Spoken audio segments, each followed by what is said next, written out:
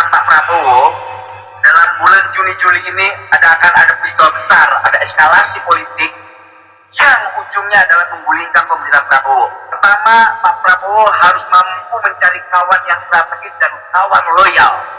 Pertama, kawan loyal dan partai loyal adalah partai PDIP. Kedua, barisan Habib Rizik.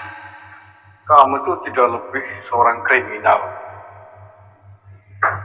tindak pidana korupsi, itu musuh bangsa, musuh serius bangsa. Ya kamu tuh koruptor kok ya, berani-beraninya PD-PD-nya memberikan menasihati seorang presiden.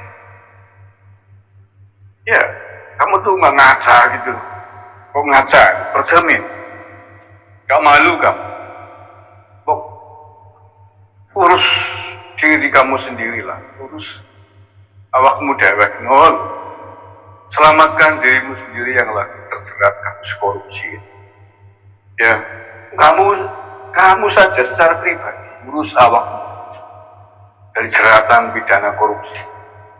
Gak becus, gak beres. Ya, jabatan gak amanah. Sok-sokan memperingatkan Presiden Prabowo. Sok bijak. Gak tahu malu kamu namanya. Nah iya, maling nasihatin orang. Presiden untuk waspada, hati-hati. Maling padahal. Yang lebih pantas dikasih nasihat ya kamu sendiri, ya cocokmu sendiri itu nol. Kamu tuh butuh nasihat bukan presiden. Ya Pak Presiden butuh nasihat tapi bukan dari cocokmu gitu loh, dari orang yang lebih kapabel, yang bijak, bukan kriminal, bukan terpidana. Allah ya karim. Satu itu. Yang kedua, apa yang disampaikan oleh Noel ini, kalau saya analisa sebenarnya sedang berusaha menjerumuskan Presiden Prabowo, sedang mencelakai Presiden Prabowo secara politik dengan dia meminta agar merapat, minta dukungan ke Rizik Syihab dan PDIP. Bagi saya, menurut saya ini adalah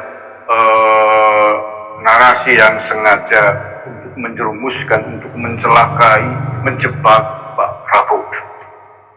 Barangkali dia sakit hati dengan Pak Prabowo karena tidak mampu membelanya, tidak mampu menyelamatkannya dari jeratan kasus korupsi. Mengapa saya mengatakan bahwa ini adalah narasi untuk menjerumuskan Pak Prabowo? Barangkali atau dia beranggapan bahwa nasihatnya itu masih didengar oleh Pak Prabowo.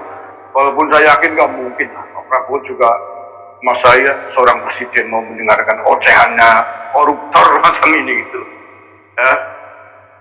Lalu seandainya Pak Prabowo hari ini kok meminta dukungan kepada Rizik Syihab dalam konteks kepentingan politik nasional, itu kan sama saja dengan nggak masuk akal. Justru itu sebaliknya, Pak Prabowo hari ini kok merangkul Rizik Syihab dan gerombolannya, itu sama aja bunuh diri secara politik. Lah ya siapa sih yang tidak tahu dia mantan pimpinan ormas terlarang di tanah air, yang ormasnya sudah dibubarkan, kok kemudian dinasihatkan untuk didekati, cari dukungan, itu kan tidak masuk akal.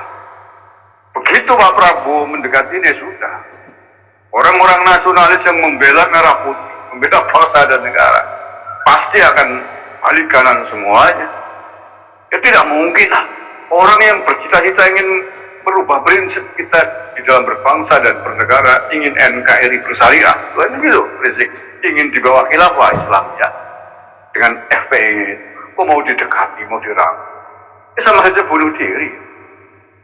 Mungkin dapat 100 orang dari Rizik, tapi yang akan hengkang ada 1 juta. Secara politik itu ketuanya gitu. Gak percaya, buktikan saja. Yang sudah terjadi lah.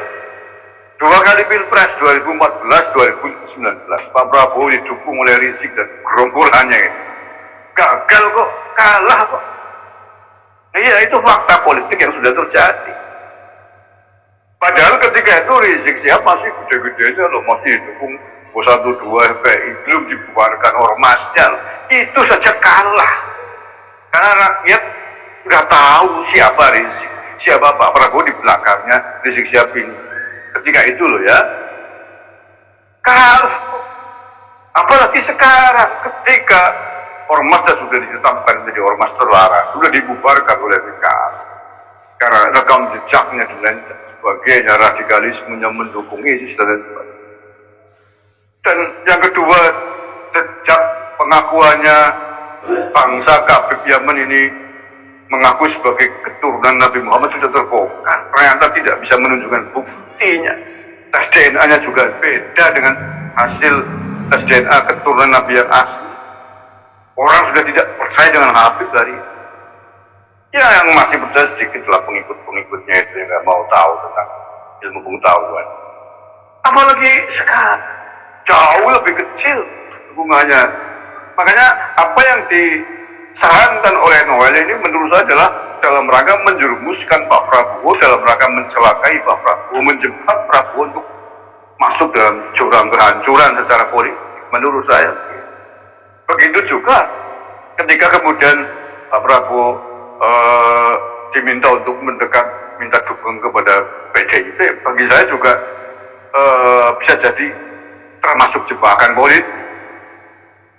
Dengan mendekat merangkul ke PDIP sama aja dengan meninggalkan Pak Jokowi. Apakah sudah ditimbang, sudah diukur ketika itu betul-betul dilakukan? Kecuali bahwa antara PDIP dengan Pak Jokowi sudah akur, sudah islah, nggak ada masalah. Luar sampai hari ini yang namanya pendukung PDI semua itu memusuhi Pak Jokowi habis-habisan. Semua Pak Jokowi Gibran musuhi habis-habisan. Bagaimana mungkin kemudian ketika itu diajak pertemuan dengan Pak Prabowo akan menguntungkan secara politik? Dalam sejarah, menurut saya ya, dalam sejarah perpolitikan, belum pernah PDIP memenangkan pilihan presiden sebelum ada Pak Jokowi. Oh ya, Mega dulu pernah nyapres, gagal. Menang ketika Pak Jokowi. Artinya peran Pak Jokowi sangat besar. 2 kali pilpres menang karena Pak Jokowi. Begitu ditinggalkan Pak Jokowi 2024 kemarin dan Pak Jokowi gabung dengan Pak Prabowo yang menang. Artinya peran politiknya Pak Jokowi tidak bisa dibantahkan dalam memenangkan perhelatan pilpres itu. Iya, itu maka menurut saya menjerumuskan. Kecuali kalau kemudian antara Pak Jokowi dengan dengan PDIP islah, saling memaafkan, gayung bersambut, bersatu kembali mendukung Pak Prabowo lah, itu Pak jadi harapan. Ya, itu menurut saya. Jadi terakhir Pak Prabowo tidak perlu dikasih masukan lah. Paling-paling ya tertawa dengar ocelnya koruptor macam Noel ini. Iya, tertawa, tidak perlu dikasih masukan. Gak mungkin lah. Lain seorang koruptor masa mau didengar ucapannya. Dia sendiri kriminal, laku kriminal, koruptor. Sok-sokan memberikan masukan nasihat kepada presiden. Aduh, gak begitu, kamu mau jangan kepedean ini loh. Malu kamu, malu pada diri sendiri. Mestinya kamu nggak usah banyak cincong, nggak usah banyak omong, nol ya. Yang kamu itu pakai rompi, orang kok ngomong sok-sokan aja di presiden segala macam-macam. Itu aja saya kira menanggapi ocehannya. Oh ya, tambahan. Ini terkait Rizik Syihab. Saya jadi ingat dulu Noel ini sebelum ditangkap oleh KPK, dia pernah sowan yuk, ketemu ke tempatnya Rizik Syihab, nemuin Rizik Syihab. Itu maksudnya apa? Oh, jangan-jangan dia memang ketika itu sudah merasa berkasus, sedang mendekati dia untuk membackup dia untuk suatu waktu dia terkena masalah hukum. Mungkin begitu ya. Iya. Dengan statementnya tadi itu perlu backup, Pak Prabowo diminta untuk merangkul untuk backup. Berarti jangan-jangan kamu dulu temannya Rizik, sudah tahu kamu berpotensi ditangkap KPK, kemudian mendekati Rizik untuk minta di backup. Mungkin jangan-jangan begitu. Tapi faktanya apa? Kamu tetap ditangkap KPK kan? Nah ya, kamu tetap ditangkap KPK kan, artinya apa? Nggak efektif, nggak ada apa-apanya, sudah nggak ditakuti oleh aparat hukum sekarang di sini. Ya, kok malah sekarang disaranin presiden untuk dekatin mantan pentolan ormas terlarang. Dan akhirnya maksudnya apa kamu? Nun, astagfirullahaladzim. Itu saja saya kira.